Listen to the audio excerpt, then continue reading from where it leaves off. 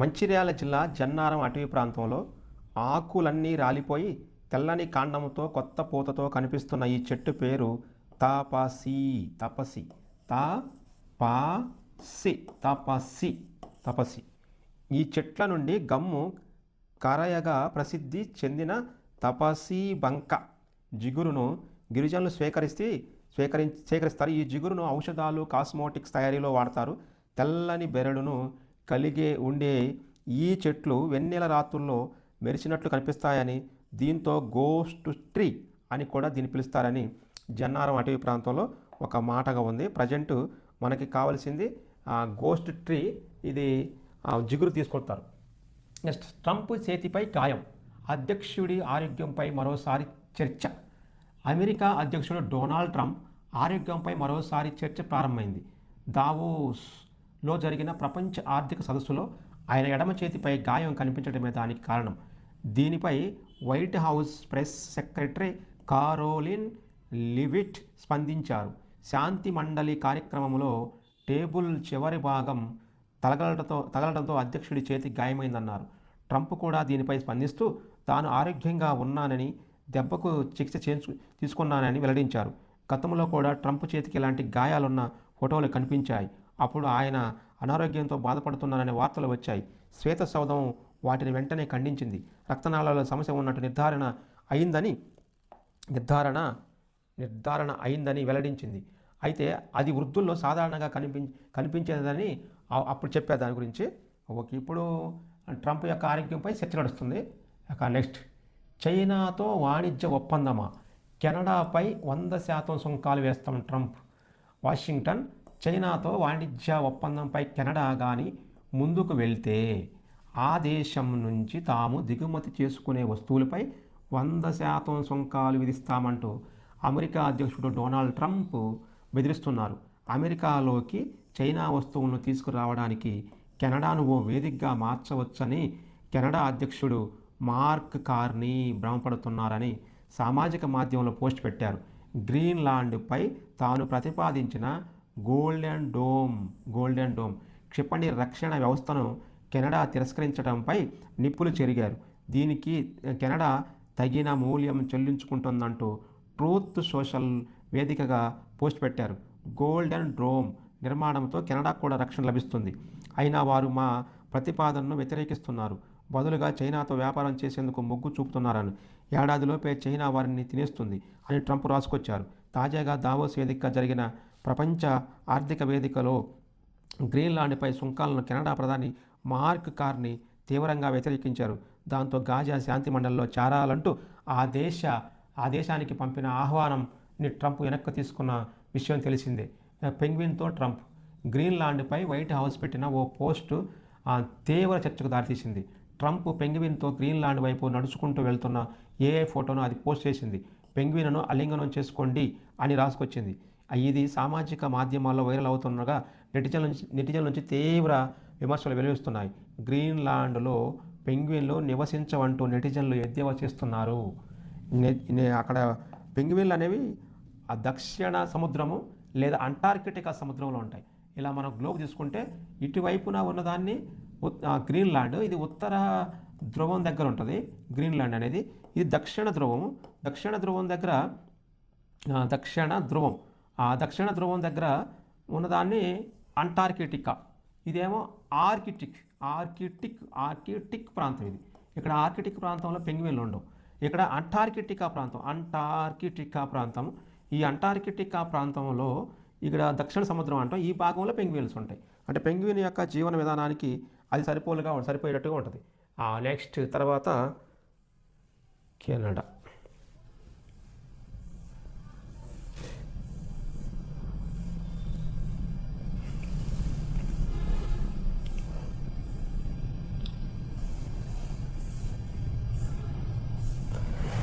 Next, సింగపూర్లో మెరవనున్న రాష్ట్ర హస్తకళారూపాలు. సింగపూర్లోని భారత హైకమిషనర్ కార్యాలయంలో నిర్వహించున్న గణతంత్ర వేడుకల్లో రాష్ట్రానికి చెందిన హస్తకళారూపాలు మెరవనున్నాయి. ఈ వేడుకల్లో పాల్గొనే అతిథులకు వాటిని బహుమతులుగా అందివ్వనున్నారు.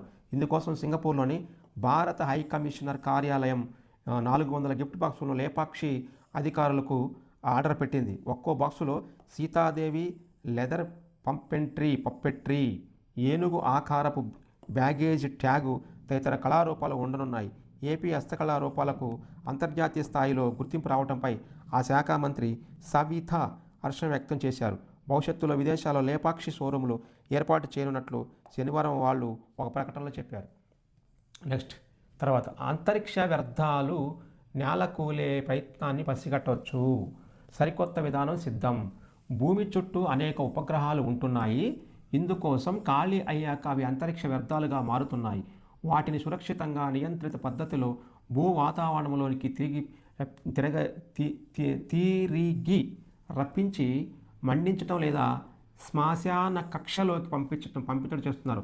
అయినా అవి భూ వాతావరణంలోకి అన్యూహంగా తిరిగి ప్రవేశించే ముప్పు పొంచి ఉంటుంది.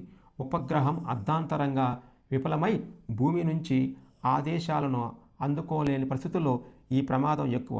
ఇలాంటి ఉపగ్రహాలు భూ వాతావరణంలో మండిపోలేని పరిస్థితి ఉంటే అవి నేలపై పడతాయి. అది మానవులకు ప్రమాదకరం. ఈ నేపథ్యంలో ఉపగ్రహాలు నేలకూలే ప్రదేశాలను ముందుగానే గుర్తించడానికి అమెరికాలోని జాన్స్ హాప్కిన్స్ విశ్వవిద్యాలయ శాస్త్రవేత్తలు కొత్త విధానాన్ని తెరపైకి తెచ్చారు. దీనివల్ల శకలాల కదలికలపై ఎప్పటికప్పుడు సమాచారం అందుతుంది. నేలపై పడ్డాక వాటిని వేగంగా తొలగించడానికి వీలవుతుంది. కొన్నిసార్లు ఇవి విషతుల్యం కావచ్చు. అందువల్ల వాటిని ప్రజలు తాకక ముందే సురక్షితంగా తొలగించాల్సి ఉంటుంది. శకలాలు పైనాన్ని గుర్తించడానికి శాస్త్రవేత్తలు భూకంపాన్ని లెక్కించే సైస్మోమీటర్తో కూడిన నెట్వర్క్ను ఉపయోగించారు. అంతరిక్ష వ్యర్థాలు ధ్వని కన్నా వేగంగా భూ వాతావరణంలోకి దూసుకొస్తాయి. ఈ క్రమంలో ఇవి యుద్ధ విమానాల తరహాలో పెద్ద శబ్దాన్ని కలిగిస్తాయి. వీటిని సోనిక్ బూమ్స్ అంటారు. ఈ తరంగాలు నేలపైన సైస్మోమీటర్ను తాకి వాటిని క్రియాశీలం చేస్తాయి. ఇలా క్రియాశీలమైన సాధనాల తీరును మ్యాప్ చేయడం ద్వారా శకలాల ప్రయాణ మార్గాన్ని, అవి పడే ప్రదేశాన్ని నిర్ధారించవచ్చు శాస్త్రవేత్తలని తెలిపారు. 2024 ఏప్రిల్ 2న చైనాకు చెందిన షెన్జౌ 15 వ్యోమ నౌకకు సంబంధించిన శకలాల గమనాన్ని శాస్త్రవేత్తలు ఈ పద్ధతిలోనే ప్రయోగాత్మకంగా విశ్లేషించగలిగారు. ఇందుకోసం దక్షిణ కాలిఫోర్నియాలో 125 సైస్మోమీటర్ డేటాను ఉపయోగించారు. ప్రస్తుతం శాస్త్రవేత్తలు ఈ తరహా కసరత్తు కోసం రాడార్ డేటాపై ఆధారపడుతున్నారు. అయితే కొన్నిసార్లు ఈ అంచనాలు తప్పుతున్నాయి. అందువల్ల ప్రస్తుత రాడార్ డేటాకు సైస్మిక్ డేటా తోడైతే మెరుగైన ఫలితాలు ఉంటాయని ఆ యొక్క శాస్త్రవేత్తలు అభిప్రాయపడుతున్నారు.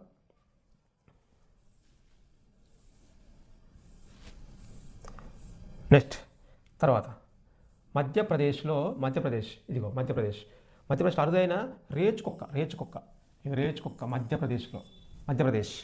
మధ్యప్రదేశ్లో రాతాపాని పుల్ల కేంద్రం ఎక్కడ ఉంది? మధ్యప్రదేశ్లో ఉంటాయి. మధ్యప్రదేశ్లో రాతాపాని పుల్ల అభయారణ్యంలోని అంతర్జాతీయ ప్రకృతి పరిరక్షణ సమితి IUCN గుర్తించిన అరుదైన ఆసియాటిక్ వైల్డ్ డాగ్ కనిపించింది. అది డోల్ అని కూడా పిలిచే ఈ రేచు కుక్కను అంతరించిపోతున్న జంతువుల జాబితాలో చేర్చగా రాతాపాని అభయారణ్యంలో కనిపించడం ఇదే మొదటిసారి.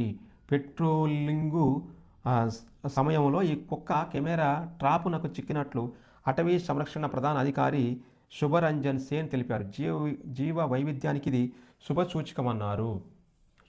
రేస్ కుక్క అనేది అక్కడ కనపడింది. ఇది IUCN లిస్టులోని అంతరించిపోవడానికి సిద్ధంగా ఉంది. IUCN రెడ్ లిస్ట్ తయారు చేసింది. అంతరించిపోతున్న జంతువుల్ని కనిపెట్టి వాటిని ఎక్కువ ఉత్పత్తి కావడానికి కూడా ఆస్కారం ఉంటుందని వాళ్ళు తీసుకొచ్చినటువంటి విధానం అది. నెక్స్ట్ తర్వాత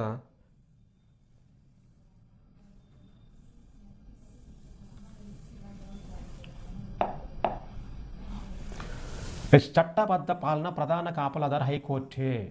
వ్యవస్థాగత వైఫల్యాలపై అప్రమత్తంగా ఉండాలి. CJI chief justice of India justice Suryakant వెల్లడి. న్యాయపాలనలో వ్యవస్థాగత వైఫల్యాలపై హైకోర్టులు అప్రమత్తంగా ఉండటంతో పాటు క్రియాశీలకంగాను వ్యవహరించాల్సిన అవసరం ఉందని భారత ప్రధాన న్యాయమూర్తి CJI జస్టిస్ సూర్యకాంత్ పేర్కొన్నారు. చట్టబద్ధ పాలన ప్రధాన కాపలాదారులు హైకోర్టు లేనని తెలిపారు. ముంబైలో శనివారం పాలి నారీమన్ స్మారకోపన్యాసం కార్యక్రమంలో ఆయన ప్రసంగించారు. న్యాయం పొందడం అనేది క్రియాశూన్యమైన హక్కు కాదు, రాజ్యం వాగ్దానం చేసిన సేవగా ప్రతి ఒక్కరూ భావించేలా చేయడమే కోర్టుల లక్ష్యం కావాలని తెలిపారు. న్యాయం ఆలస్యం కావడం అంటే న్యాయాన్ని తిరస్కరించడమే కాదు, దాన్ని ధ్వంసం చేయడం కూడా అని జస్టిస్ సూర్యకాంత్ అభిప్రాయపడ్డారు. ఆ తర్వాత బాంబే హైకోర్టు నిర్వహించిన సన్మాన కార్యక్రమంలోని సీజై ఉపన్యసించారు. న్యాయస్థానాల వెలుపల వివాదాలను పరిష్కరించుకునే ప్రక్రియలు బలోపేతం కావాలని ఆకాంక్షించారు. ఎంత నైపుణ్యంతో వివాదాలపై తీర్పులు వెలువరించామన్నది కాదు, ఎంత తెలివిగా వాటిని పరిష్కరించామన్న దానిపైనే న్యాయ వ్యవస్థ భవిష్యత్తు ఆధారపడి ఉంటుంది. మధ్యవర్తిత్వం, రాజీ సంప్రదింపులు మన సౌలభ్యం కోసం ఏర్పాటు చేసుకున్న ప్రత్యామ్నాయాలు కాదు, పరిపక్వత చెందిన న్యాయ వ్యవస్థకు ఈ ఉపకరణాలను తెలిపారు. మధ్యవర్తిత్వ ప్రక్రియ మానవ సంబంధాలను పరిరక్షించడంతో పాటు ఖర్చులను తగ్గించి జాప్యాన్ని నివారిస్తుందన్నారు. ఎక్కడైతే న్యాయ వ్యవస్థ ప్రక్రియలు ఈ న్యాయ వ్యవస్థ శక్తియుక్తులు వాస్తవంగా అవసరమవుతాయో అక్కడ దృష్టిని కేంద్రీకరించేలా చేయడానికి ఇది దోహదపడుతుంది. ఇక నెక్స్ట్ తర్వాత గుజరాత్లో పక్కాగా ఓట్లు చోరీ. గుజరాత్లో ఓటరు జాబితాల ప్రత్యేక సవరణ ఎస్ఐఆర్.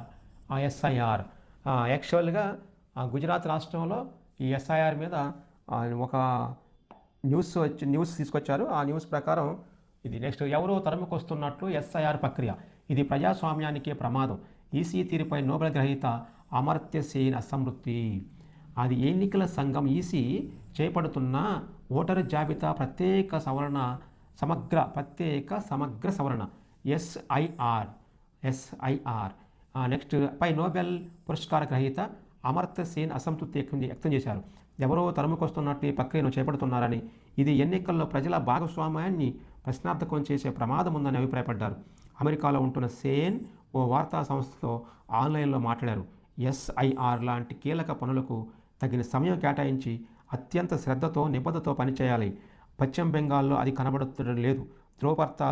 పత్రాలు సమర్పించడానికి సమయం ఇవ్వకుండా ఓటర్లు ఇబ్బంది పెడుతున్నారు. ఇప్పుడు గ్రామీణ ప్రాంతాల్లో జన్మించిన వారిని ఇప్పుడు జనన ధృవీకరణ పత్రాలు తీసుకురమంటే ఎలా అని ప్రశ్నించారు. సేన్ జన్మించినప్పుడు ఆయన తల్లి వయస్సు నమ్మదగిందిగా లేదంటూ ఆయనకు ఎన్నికల సంఘం ఇటీవల నోటీసు పంపింది. దాని గురించి అమర్త్య సేన్ ప్రస్తావించారు. నా సొంత నియోజకవర్గం శాంతినికేతన్, అక్కడ నా వ్యక్తిగత వివరాలన్నీ రికార్డులో ఉన్నాయి.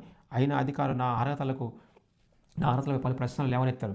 నేను పుట్టినప్పుడు మా అమ్మగారి వయసు ఎంత అని అడిగారు. మా అమ్మ కూడా ఓటర్గా ఉంటే ఆమె వివరాలు వారి వద్దే ఉంటాయి కదా ప్రశ్నించారు. స్నేహితుల సాయంతో ఈసీకి వివరణ ఇచ్చానని, ఈ వ్యవహారం సమసిపోయిందని సేన్ తాజాగా వెల్లడించారు. అయితే తనకున్న వనరులు సహకారం పేదవారికి ఎలా ఉంటాయని ఆయన ప్రశ్నించారు. రాజకీయ ప్రయోజనాల మాట ఏమిటి? ఎస్ఐఆర్ వల్ల ఏదైనా రాజకీయ పార్టీకి లబ్ధి చేకూరుతుందా అనే ప్రశ్నకు అమర్త్య సేన్ బదులిస్తూ భాజపా ప్రయోజనం పొందుతుందని కొంతమంది అంటున్నారు. అది నిజమో కాదో నాకు తెలియదు, కానీ ఈసీ ప్రజాస్వామ్య వ్యవస్థలో ఎలాంటి పొరపాట్లు జరగకుండా చూడాలి, ఎవరు లాభపడతారనేది ముఖ్యం కాదు అని అభిప్రాయపడ్డారు. నెక్స్ట్ శబరిమలలో సినిమా షూటింగ్ శబరిమలలో. నెక్స్ట్ తర్వాత ఇది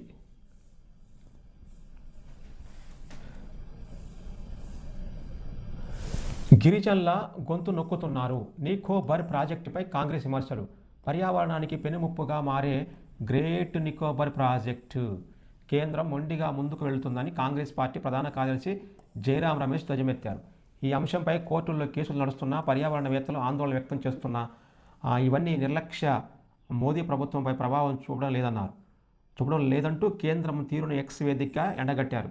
కోల్కతా హైకోర్టులో దీనిపై పిటిషన్లు విచారణలో ఉన్నాయని, జాతీయ హరిత ట్రిబ్యునల్ కూడా ఈ కేసును పరిశీలిస్తుందని తెలిపారు.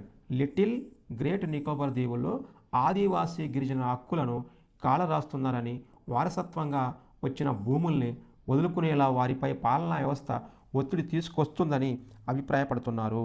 గ్రేట్ నికోబార్ మరి లిటిల్ నికోబార్. నెక్స్ట్ మేటాలో టీనేజర్లకు ఏఐ పాత్రలు దూరం.